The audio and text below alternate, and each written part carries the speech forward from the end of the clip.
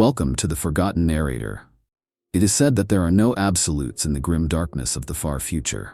No mercy, no safety, no truth. But there is one thing nearly every imperial citizen, from hive serf to inquisitor lord, believes without question. If something poses too great a threat, it will be annihilated. Worlds are scoured, stars are extinguished, entire sectors are sacrificed to keep the rot from spreading. Yet there is one planet the Inquisition will not touch, a blight upon the galaxy that defies exterminatus. Its name is Delphine Theta-6, a dead star's child in the haunted fringes of Segmentum Obscurus, and whatever lives upon it, whatever stirs beneath its surface, is so profound, so unknowable, that the Imperium dares not destroy it. Not out of mercy, out of fear. There is no doctrine, no dogma, no codified decree that explains the exception of Delphine Theta-6. There are only fragments, whispers, encrypted logs wiped seconds after viewing, stories told by psychers moments before their skulls ignite. The Inquisition, in all its merciless authority, dares not issue the command. Because if Delphine Theta-6 dies, something else might wake. Delphine Theta-6 lies in a part of the galaxy where most maps go dark, where void currents twist like serpents and the Astronomicon flickers with intermittent failure. It orbits a dying ember of a star in the northeastern reaches of Segmentum Obscurus, caught within a stellar graveyard long forgotten by any practical shipping route. To even name its coordinates aloud is a transgression in certain Ordo archives, for its exact position is encoded in hexagrammatic wards and ciphered cartographs that require both psychic attunement and ritual bloodletting to decode. This is not an exaggeration. The Adeptus Astra Telepathica treats the act of locating Delphine Theta-6 as an occult rite, not a navigational procedure. The planet's surrounding void is infamous among navigators. They whisper of a shadow shoal, a place where warp currents collapse upon themselves like dying lungs. Ships that approach the region suffer an erosion of cogitator function and an uncharacteristic silence from their gellar fields. But worse than that is the quiet, the way Vox signals fall still, the way even the souls of crewmen seem to thrum slower in their chests. This isn't simply the echo of the warp. It's something else, a spiritual vacuum. As if Delphine Theta-6 is a sinkhole for sentience itself. Strategically, the region offers nothing, no trade routes, no mineral wealth, no meaningful imperial presence within several sectors. And yet, the ecclesiarchy has placed secret pilgrimage restrictions across a 10-system radius. The Segmentum authorities refuse to establish any colonies nearby, citing vague, astrocartographic instability. A preposterous term given that neighboring systems function without disruption. But the truth is understood only by those at the highest levels. Delphine Theta-6 is avoided not because of where it is, but because of what its existence does to space and mind. In ancient maps recovered from pre-heresy stasis vaults, the star system once bore a different name. Osuarax. The name vanished from all imperial records sometime during the Goj Van Dira era. Some suspect this was not a simple redaction but a deliberate obfuscation by the early Inquisition. Whatever the reason, the very fact that a system could be erased from imperial memory implies a terrifying will behind the act. You do not delete history unless history threatens the future. Rumors persist that Delphine Theta-6 isn't where it used to be. That its coordinates drift, not due to stellar motion, but as a result of something inherent to the planet. Chrono anomalies reported by black ships have been dismissed as psychogenic mirages, but every warp chart dating back to the Angevin Crusade shows a slightly different position for the world. Some magos of the explorator fleets suggest, in forbidden texts, that the planet is not bound by the Materium's rules of time or space, that it moves not across space, but across reality itself, like a singularity without motion. And yet, despite all this, no inquisitorial conclave has dared classify the planet as a demon world. No exterminatus order has been drafted, no orbital bombardments considered. For a place so clearly dangerous, so utterly antithetical to life, this restraint is unnatural. Even the exodite worlds of the Eldar have met with more hostility than Delphine Theta-6. And that raises the question no one wants to answer. What does the Inquisition fear more? The planet, or the consequences of destroying it? The first expeditions to Delphine Theta-6 are spoken of in hushed tones among explorator circles and inquisitorial archives, often referred to as the missions without echo. The initial contact attempt was launched during the waning days of the Nova Terra interregnum, when sector-level fragmentation gave ambitious rogue traders and Mechanicus enclaves more freedom than they deserved. A flotilla of 3 ships, 1 Mechanicus surveyor, 1 ecclesiarchal observance bark, and 1 rogue trader vessel, translated into the system under heavy augury and Geller field integrity. Not one returned, not a scrap of debris, no distress signal. No Geller rupture readings. It was as though the void swallowed them whole, erasing not just the ships but the very fact of their passage. Yet what came after was worse. Over the next several centuries, dozens of sanctioned explorations were attempted, often through Ordo Xenos and Ordo Malleus Black Ops. The pattern remained consistent. The missions would begin normally, with standard warp translation and a brief Vox confirmation upon system entry. Then nothing. Ships disappeared into the blank maw of Delphine Theta-6's orbit like insects slipping beneath still water. Occasionally fragments would return, always alone, unpowered and sealed from within. Crew manifests lost, logs wiped or overwritten with abstract pictograms that induced vertigo in even hardened astropaths. The few survivors, and there have only ever been a handful, returned with minds fractured like porcelain. One Magos explorator was recovered 2 years after his expedition had vanished, found adrift in a lifeboat coated with pre-imperial encryption. He spoke only in binary tongues unknown even to the Mechanicus, and etched his skin with recursive circuit patterns that bled real ferrite when incised. Another survivor, a sister Dialogus, was discovered in a derelict astropathic relay ship. She had torn out her own eyes and used them to plug the Vox port. Her final words, recorded by a scribal cherub before her death, were, "It doesn't speak, it watches." And then came the black tapes. 5 Vox recordings recovered from deep within the databanks of a derelict Ordo vessel near the border of the region. Each was buried beneath 1,000 encryptions, all requiring psychic keys and ritual bypasses. What they contain is disputed. Some say they are nothing more than static and machine screech. Others claim they include the sound of breathing, not human, not Xenos, but planetary. One Inquisitor, having reviewed all 5 in a single session, ordered his retinue to be incinerated and submitted himself to stasis interrogation. His parting statement, "I saw the face of Delphine, and I remembered her." These tales would be enough to deter any sane actor. But the Imperium is not sane, and its obsession with knowledge only deepens in the face of the unknowable. The next wave of expeditions involved more sophisticated protections, psychic wards, null space shielding, entire battalions of Sisters of Silence embedded within the hulls. None made it back. One ship returned, burned out from the inside, with every crew member calcified mid-scream as though flash-frozen in anguish. A single data slate survived, containing only a child's lullaby in High Gothic, followed by the phrase, "It dreams of being us." But perhaps the most chilling aspect of these failed missions is the lack of official mourning. No heroes are honored. No names are inscribed. It is as if the Imperium itself refuses to acknowledge these people ever existed. To remember them is to risk catching Delphine Theta-6's attention. And so the dead are forgotten, not buried, sacrificed not to victory, but to containment. The Ordos have since instituted a passive approach. Probes are occasionally launched, many fail, but some return.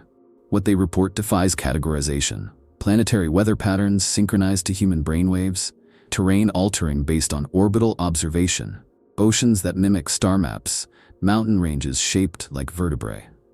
Whatever lives on Delphine Theta-6 may not simply react to observation, it may become what is observed. And so the question persists in terrified silence. Who was the first to look, and what did they turn it into? There is no consensus on what lives on Delphine Theta-6, and that very lack of definition might be the most terrifying aspect of it. The Ordo Malleus cannot agree, the Ordo Xenos cannot classify, and even the Black Priests of the Adepta Sororitas whisper in circles, their hymns shifting in tone when the name is spoken.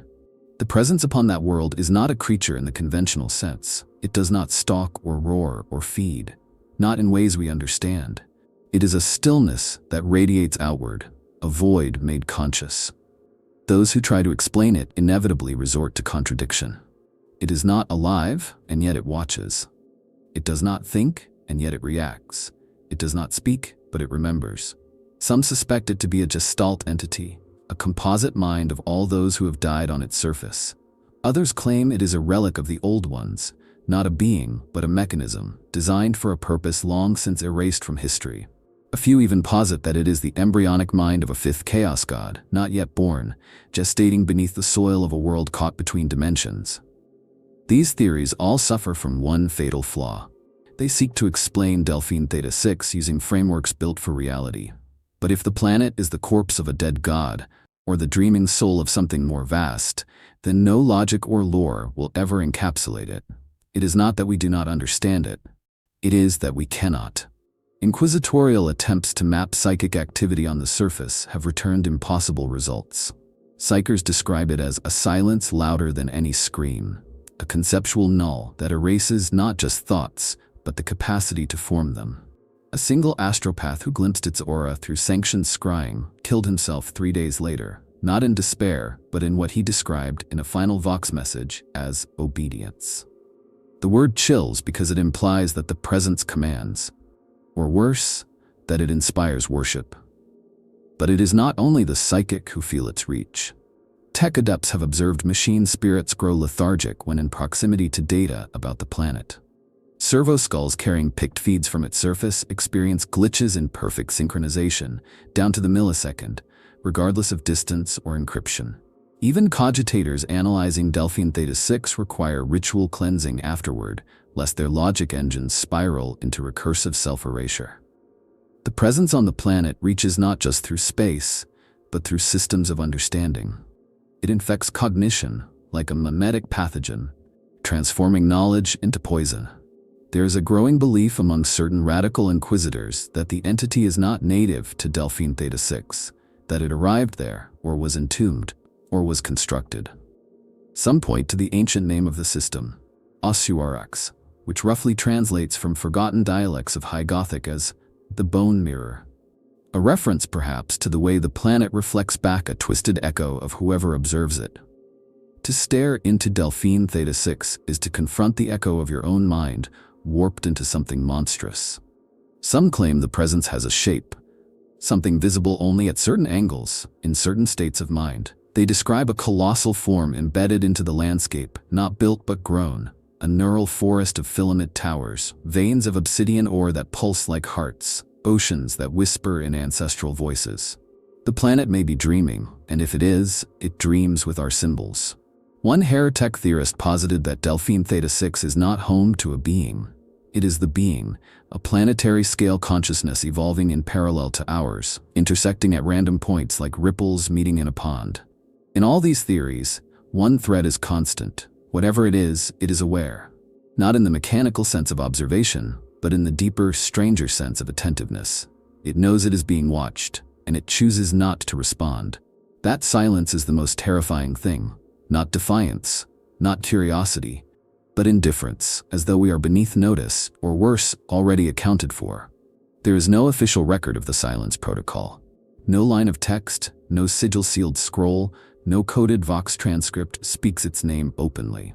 Yet every inquisitor of a certain rank knows it by implication, an absence so deliberate, so methodically preserved, that it echoes louder than any mandate. The silence protocol is not a law, but a taboo. A psychic weight that presses upon the minds of those who learn too much of Delphine Theta-6. It is the whispered oath never sworn, the edict engraved upon the soul through terror rather than ink. The origins of the protocol are as fragmented as they are ominous. Some claim it was enacted by the sigillite himself in the closing years of the Great Crusade, buried beneath the ash of the Horus heresy like a forgotten landmine. Others suggest it was formed by the surviving members of the Elysiar Accord, a secret cabal of Ordo founders who once tried to cleanse Delphine Theta-6 and failed so catastrophically that their existence was wiped from record. Regardless of its provenance, the effect is the same. Any effort to classify, analyze, or destroy Delphine Theta-6 is immediately intercepted by multiple Ordo data daemons. Clearance is revoked, projects shut down, entire research teams vanished overnight.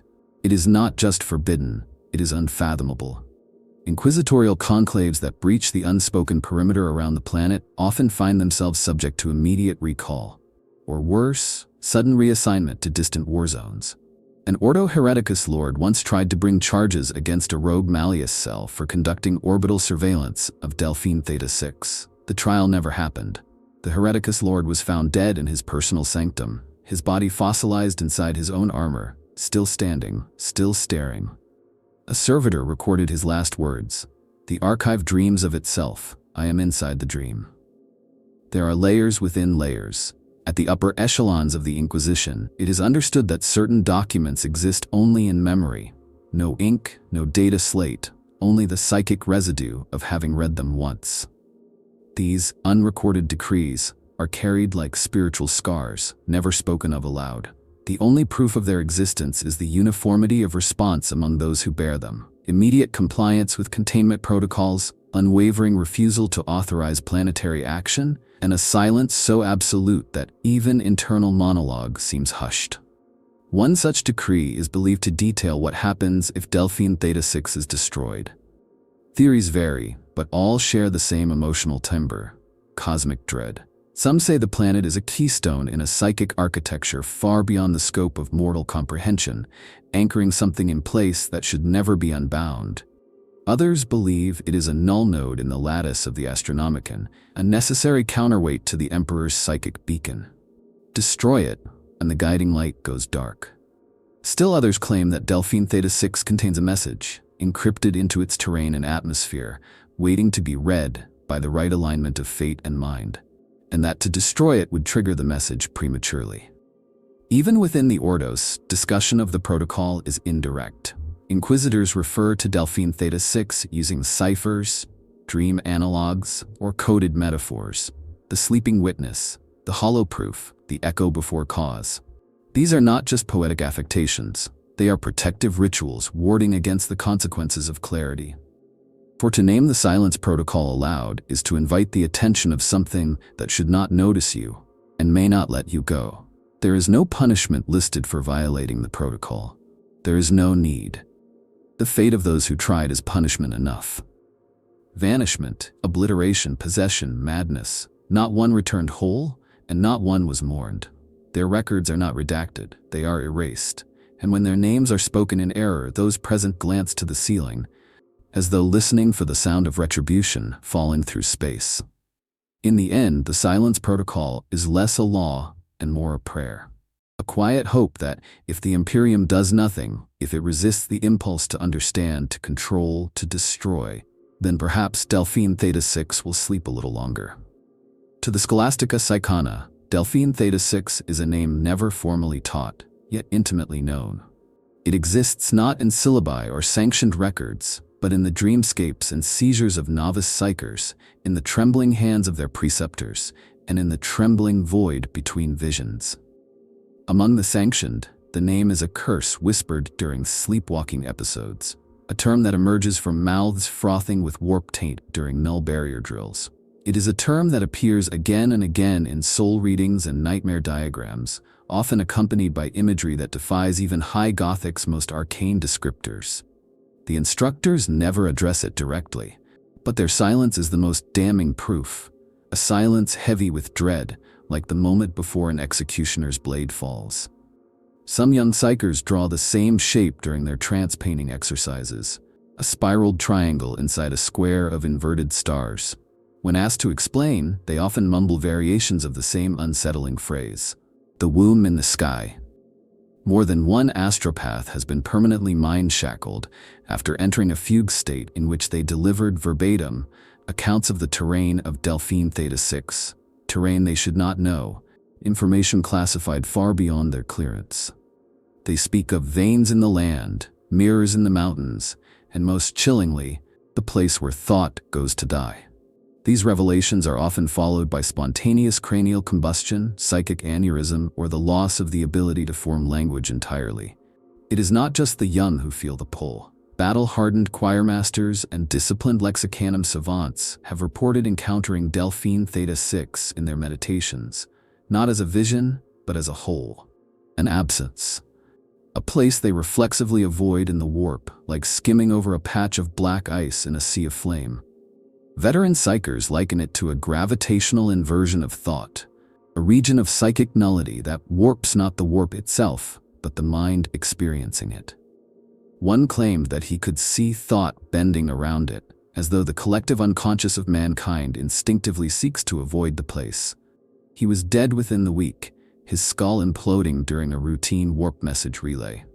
There are some within the Scholastica who claim that Delphine Theta-6 is a psychic attractor, a focal point in the immaterium, not of power, but of silence. A silence so profound it has its own gravity. It is where screaming souls go to be quiet. Some believe it is not a presence but a void left behind by something that was removed. A gouge in the psychic skin of the galaxy. Perhaps even the scar of a thought too dangerous to be retained. In this view, Delphine Theta-6 is less a world and more a psychic wound, an amnesiac scar that bleeds forgetfulness into the minds of those who approach. This influence is not confined to direct warp projection. Dreams of Delphine Theta-6 have been reported by psychers light years away, their minds pulled toward it as if in orbit. A sanctioned astropath aboard a rogue trader vessel, half a sector away, once recited a dirge in perfect unison with another psyker stationed on a black ship. The content of the dirge matched no known dialect, but its structure mimicked ancient Terran lullabies, inverted, deconstructed, and flooded with weeping. A third psyker who overheard it described feeling remembered from the inside out. In time, even the most rational minds within the Scholastica have been forced to acknowledge an uncomfortable truth. Delphine Theta-6 leaves fingerprints on the soul.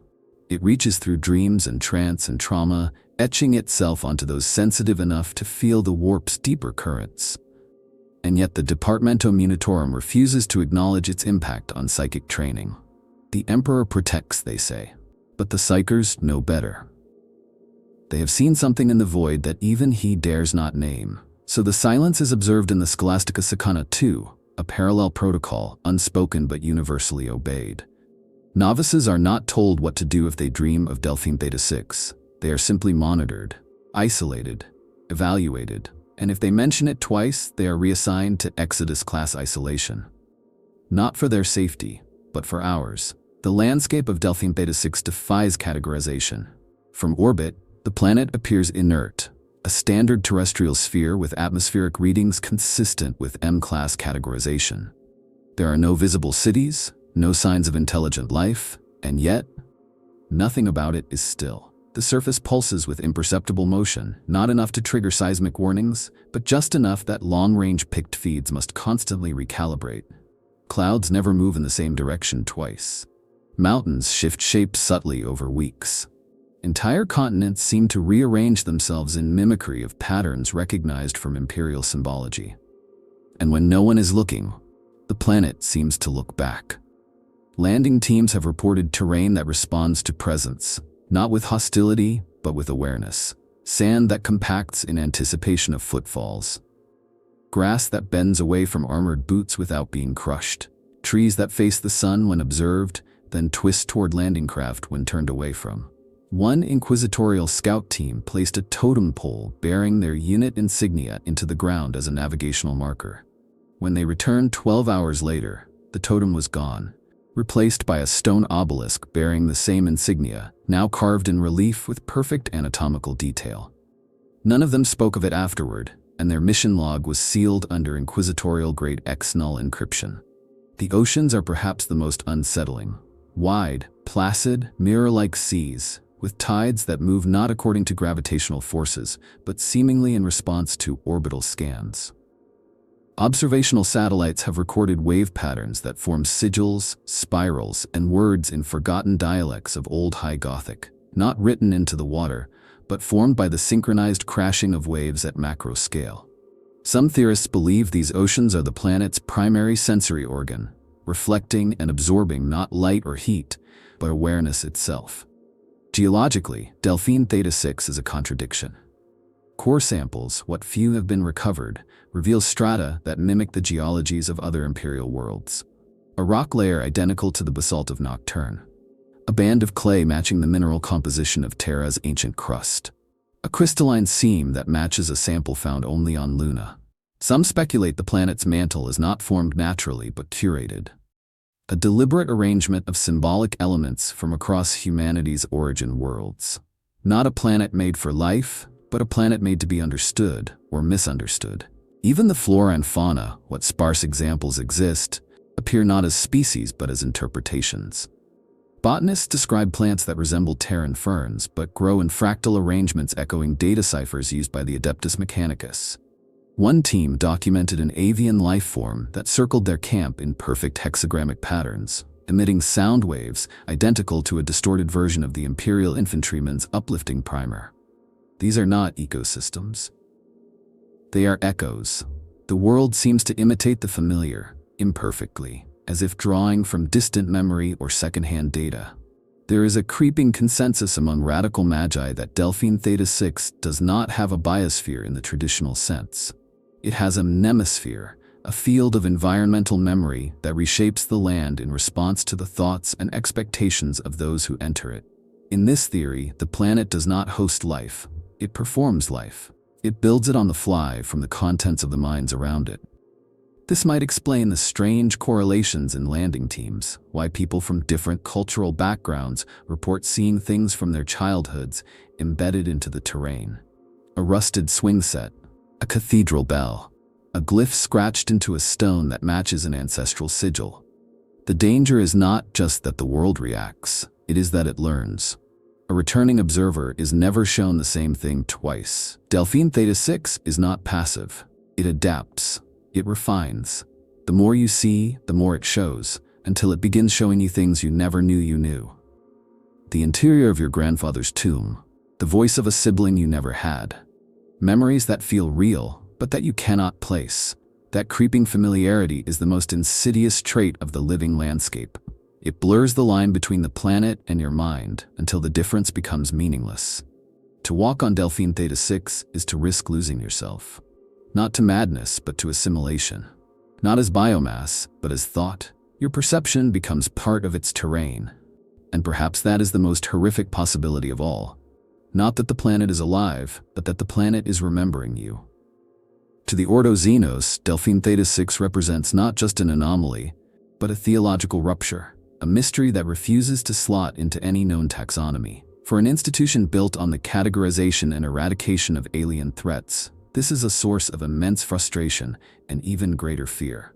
The planet fits none of the usual templates. It is not a Tyranid seeding ground, not an Eldar maiden world, not an orc-infested war zone, and not a Necron tomb world in any conventional sense. And yet, some within the Ordo argue that it might be all of those things simultaneously. Or worse, something those classifications were created to hide. The oldest theory, and still among the most respected, posits Delphine Theta-6 as a Necron artifact world, not a tomb, but a node in some forgotten network of ancient control systems. According to this line of thought, the planet is a machine consciousness, a planetary-scale construct whose function was never meant for organic minds to comprehend. It may not house Necrons in the traditional sense, but rather serve as a relay point in their domain of conceptual warfare, a battlefield where memory, awareness, and identity are the weapons. If this is true, then the silence of the Necrons on the matter is not comforting. It is accusatory. They do not come near the world, not out of fear, but out of reverence or guilt. Another, more heretical faction within the Ordo believes Delphine Theta-6 to be a Tyranid vanguard, not a hive fleet, but a biological seed, a world eater in gestation. In this theory, the planet is not yet alive in the way we understand life, but will be. It is preparing itself by absorbing psychic and conceptual data, digesting culture and belief instead of biomass. When it awakens, it will not be a creature but a paradigm, a living ideology, a Tyranid consciousness expressed as an entire planet. This view has been violently suppressed in most conclaves, but fragments of it persist in hidden doctrine, passed from inquisitor to inquisitor like contraband scripture. Then there are the Enslaver theories.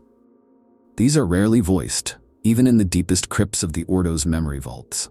The idea is simple and horrifying. Delphine Theta-6 is not a planet, but a prison. Not for a god or demon, but for something older. an enslaver overmind or proto-sapient hive of psionic entities that predates even the rise of chaos. These beings do not destroy, they overwrite. Their method of conquest is infection by thought. If the planet is such a prison, then the Silence Protocol might not be an act of mercy. It might be the equivalent of tiptoeing past the bars of a cage whose lock you don't understand. Other more outlandish theories swirl in the margins. Some suggest Delphine Theta-6 is a construct of the Old Ones, a failed experiment in sentient world-building that survived the war in heaven. A few posit that it is the final echo of the Hrud in their extinction, a world that mourns them through mimicry. One especially bizarre theory argues that Delphine Theta-6 is the mirror of another world located in the halo stars, and that changes to its surface are mirrored by an identical but opposite world no one has ever found, a cosmic doppelganger maintained through alien symmetry.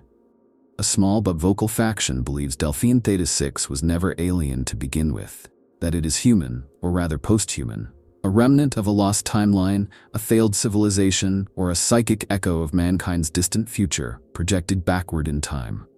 In this view, the world is not watching us because we are intruders. It is watching us because we are familiar, because we are it. A malformed version of its origin, a future it is trying to remember. To the Ordo Xenos, all of these theories share one unbearable implication. Delphine Theta-6 does not conform to external observation. It manipulates and responds to it. It is not a subject of study. It is the examiner, the architect of its own myths, reacting to every probe, every theory, every fear. The more the Ordo studies, the less it understands, not because of a failure of reason, but because the very act of study shapes the thing being studied. Some now argue that continuing to theorize about the planet is itself a risk, that the multiplicity of interpretations may feed the planet's evolution, like scaffolding being handed to a shapeless god. For the Ordo Xenos, there is no consensus, only containment, and the whispered, unanimous hope that the planet does not begin to ask questions of its own. To the Ordo Malleus, Delphine Theta-6 is not an anomaly to be studied. It is a sin that should not exist, a cosmic profanity against the laws of the immaterium. Where the Ordo Xenos sees mystery and possible Xenos origin, the Daemon Hunters see something far worse, a spiritual contamination that transcends the known pantheon of the warp. They do not believe the planet is merely tainted by chaos. They believe it is something that even the ruinous powers recoil from. A pre-blasphemy, a metaphysical disease from before the warp itself screamed its first rage into the void. Many within the Malleus refuse to speak the name of Delphine Theta-6 at all, not from fear of mortal reprisal, but from the belief that the name itself is part of the entity's expression. A mouth, a sigil, a mnemonic virus designed to root itself in the neosphere and bloom only when enough minds have memorized its shape. This theory has led to a total communication blackout within several Malleus chapters. Data referring to the planet is stored only in analog, scrawled onto sheets of purified vellum etched in hexagrammatic circles, sealed with adamantine wax, and guarded by signal servitors that are ritually mind-wiped every third cycle.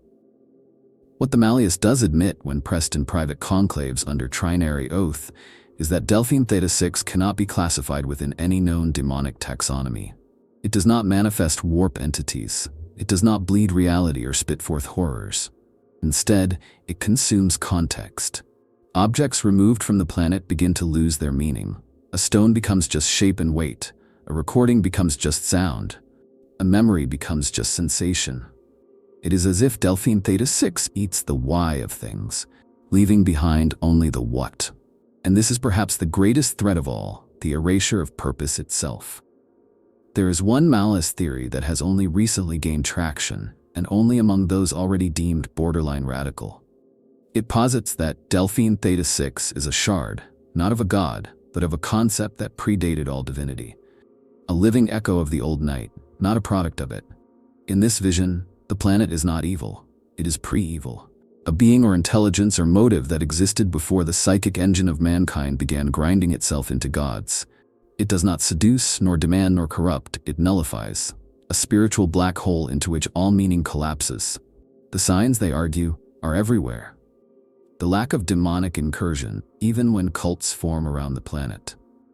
The inexplicable resistance to exterminatus-level bombardment, not through shielding but as if the ordnance forgets how to explode in proximity.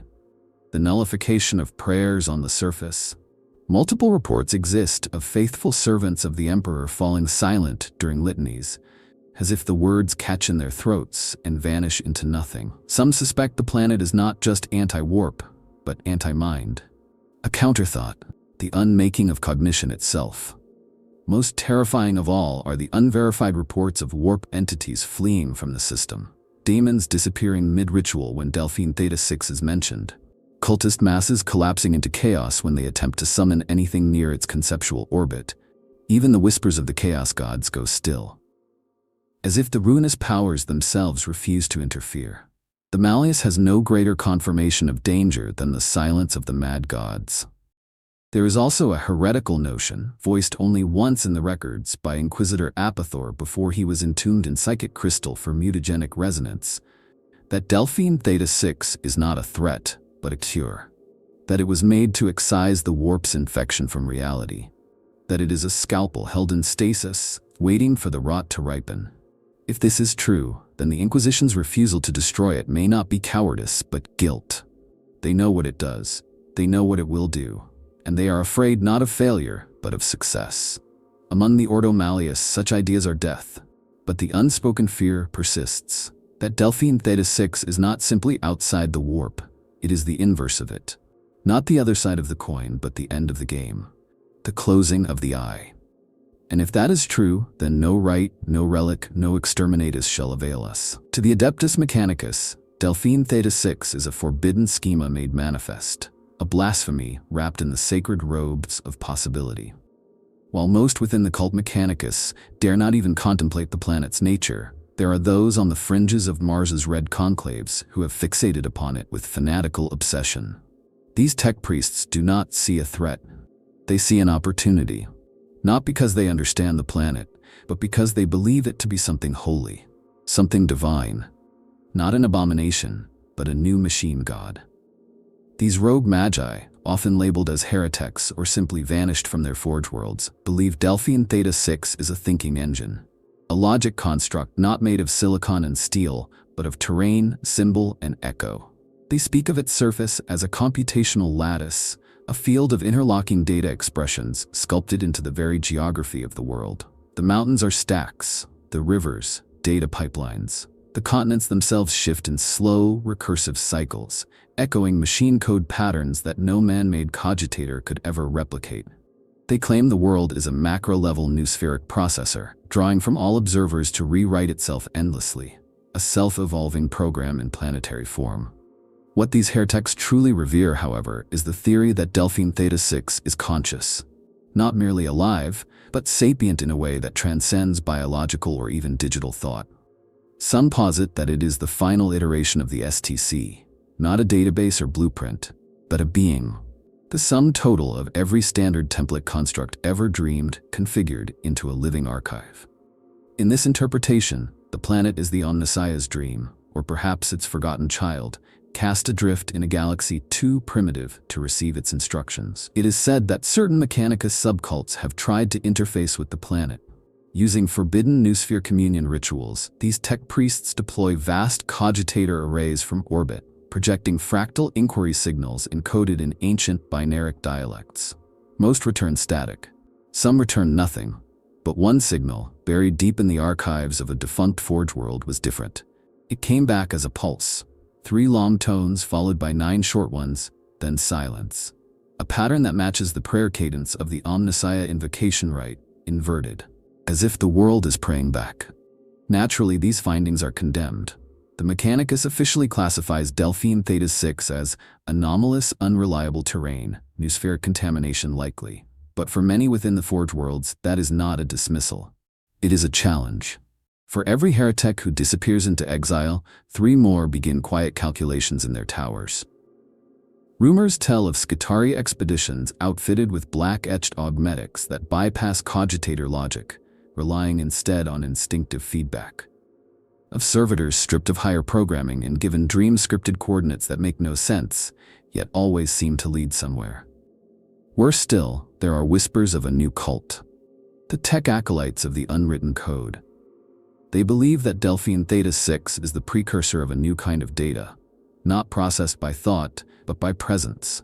That it does not give knowledge, but takes it, incorporating all things into its endless computation. The cultists mutilate themselves into fractal patterns, aligning their bones with planetary coordinates only they understand. They believe that when enough of them converge on the surface, the planet will compile. They speak not of enlightenment, but of execution, a final process that will end the current galaxy and render a new version from the remains. Of course, this is heresy of the highest order, but the Mechanicus has always flirted with madness, and for many, Delphine Theta-6 is the ultimate forbidden machine, a sacred relic that predates the machine god and may in fact be its author. If true, then every prayer, every forge, every rite from Mars to Risa may be built upon a misunderstanding. If Delphine Theta-6 awakens, the machine god may not be what answers. The architect of thought may return, not to share its secrets, but to erase the mistake of ever sharing them at all. They come barefoot and bleeding, wrapped in robes of ash and stitched flesh, whispering liturgies in no known tongue. The Pilgrims of Delphine Theta-6 are not sanctioned missionaries, nor are they servants of the ecclesiarchy. They are drawn from every walk of life, former administratum scribes, broken guardsmen, apostate sisters, wandering psychers, and tech priests gone silent, all pulled by dreams, compulsions, or revelations none can articulate. To speak with them is to invite madness. To listen is to be changed. They do not seek salvation, they seek reunion. These cults are not unified, and yet they share disturbingly similar visions. Each believes Delphine Theta-6 is not just a place, but a progenitor, a source. Some call it the womb star, others refer to it as the final witness. Many simply refer to it as her, though they deny any anthropomorphic deity. The common thread is always return. They do not worship the planet, they remember it.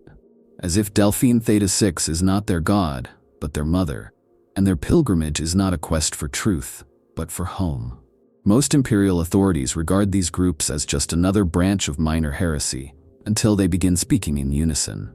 Reports exist of entire cult cells synchronizing their movements, their speech, even their breathing without any communication. Inquisitorial psi scans detect no warp presence in these phenomena, only a haunting coherence.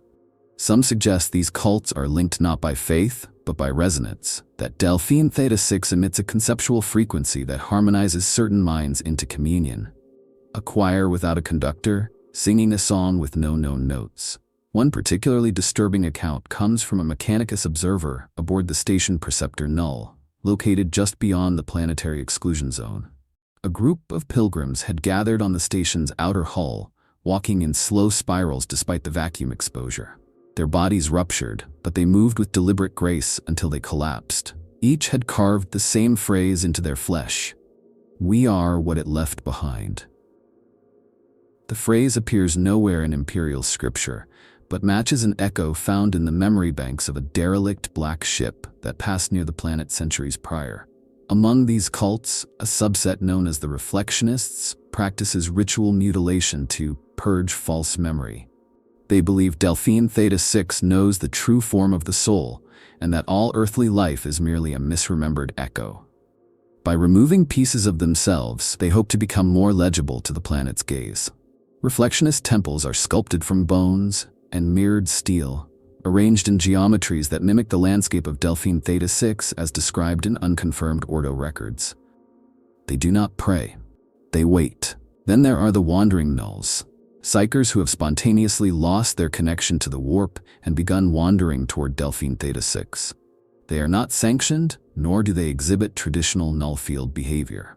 Instead, they appear to emit a form of psychic suppression localized entirely to themselves. They cannot be sensed, scanned, or even remembered properly unless directly observed. Many theorists suspect they are the result of contact with Delphine Theta-6's conceptual terrain.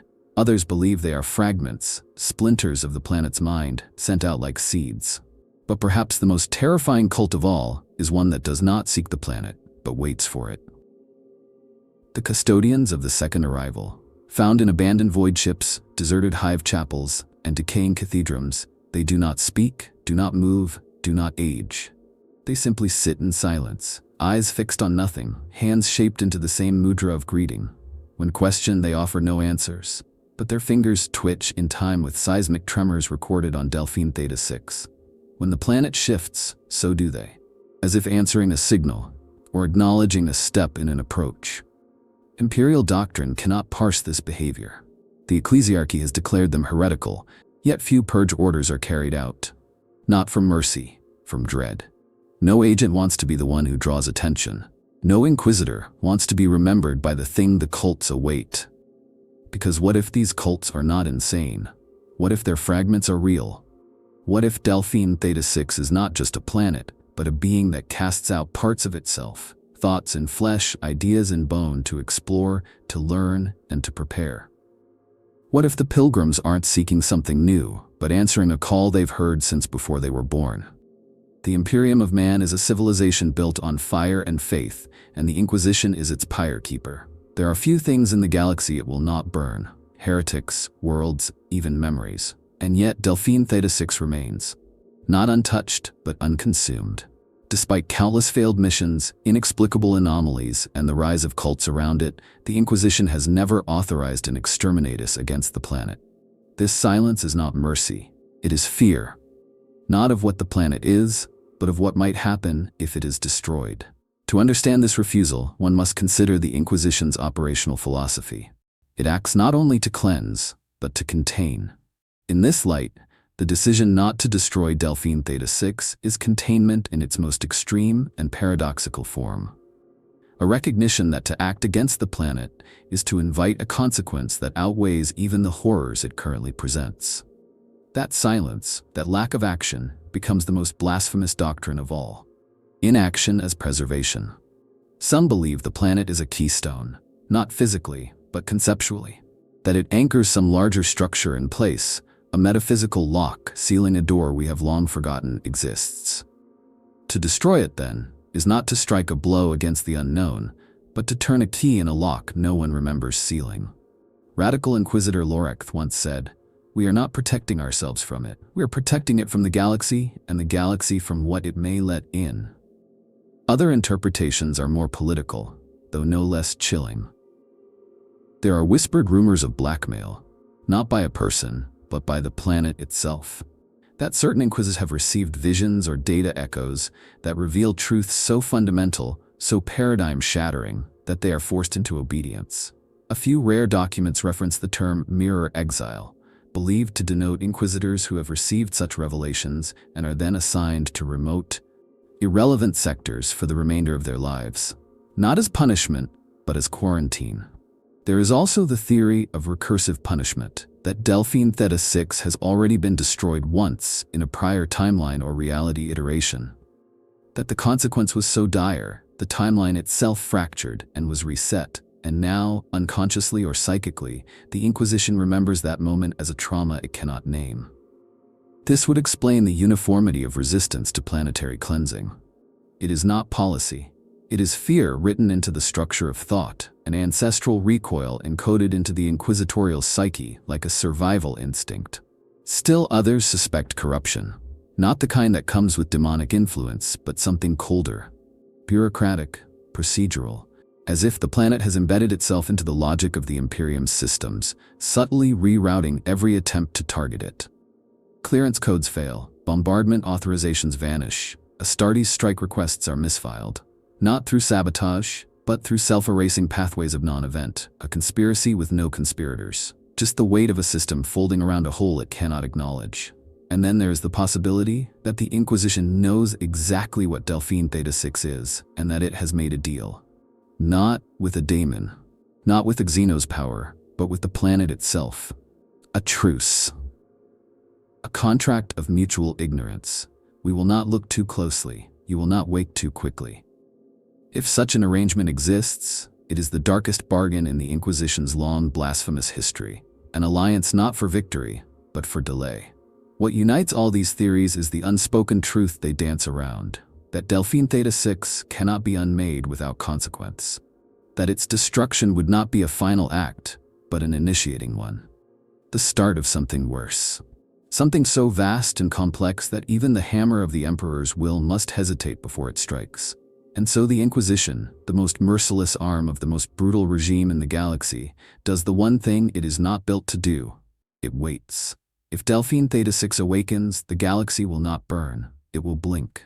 This is the nature of the dread. Not cataclysm in the traditional sense, but cessation. Not fire and fury, but an end to meaning itself. Those who study the planet do not fear war or conquest. They fear irrelevance. That the grand conflict of the galaxy, the endless war between Xenos, demon, and man, is not the climax of history, but merely the noise that must quiet before the real event can begin. And Delphine Theta-6 is the event. Every theory, every fragmented prophecy, every suppressed dream seems to converge on one final implication. The planet is not dormant. It is listening. It is learning. And perhaps it is waiting for us to understand it just enough to trigger the next phase. Like a puzzle that solves the solver. The more we see, the more it becomes. The more we believe in its mystery, the more real that mystery becomes. And then one day, the dream ends because the dreamer opens its eyes. What would that look like? Not planetary upheaval or warp storms, but a shift, a reordering of perception. Ships near the exclusion zone would forget how to navigate. Cogitators would redefine logic. Time might fracture into loops of concept, replaying moments not as memories, but as themes. Across the galaxy, people would wake with the same dream, of standing on terrain made from their own thoughts. The stars would remain fixed, but their names would change, not renamed, but remembered differently. Entire worlds might vanish, not destroyed, but removed from shared consensus. Bureaucracies would collapse, not from rebellion, but because categories ceased to hold meaning. Astartes would look at their gene seed and see not purity, but reflection. The ecclesiarchy would kneel before icons that suddenly look back, and somewhere deep within Terra, beneath the throne, the emperor might twitch, not in pain, but in recognition. Because perhaps Delphine Theta-6 is not alien. Perhaps it is not the end of man, but his successor. A being born of data and myth and emotion, coalesced into shape by belief itself. A god not summoned, but algorithmically rendered by the collective human mind. In this terrible vision, the planet does not rise to conquer. It becomes the stage upon which the next reality is rendered. A cathedral not to the past, but to the recursion of thought. And we are the footnotes. This is the true horror, not annihilation, but obsolescence. That everything we are is but prologue. That the Primarchs, the heresy, the Imperium's agonized glory, all of it merely raw material for something else to digest, to organize, to re-express. Delphine Theta-6 is not just a threat, it is the horizon of narrative. When it awakens, we may not die. We may simply become part of something else's story. And still the planet sleeps. The cults wait. The Inquisition remains silent, and the galaxy turns, blade against blade, fire against fire, never realizing that the match was decided long ago, not by strength or will, but by thought itself. We have not won, we have not lost, we have been observed. They did not send the Ultramarines, they sent the obscure, the shunned, the broken. They sent the chapters already half in shadow, the Carcharodons, the Exorcists, the Red Talons, warriors forged in extremes, shaped to fight what others dare not face.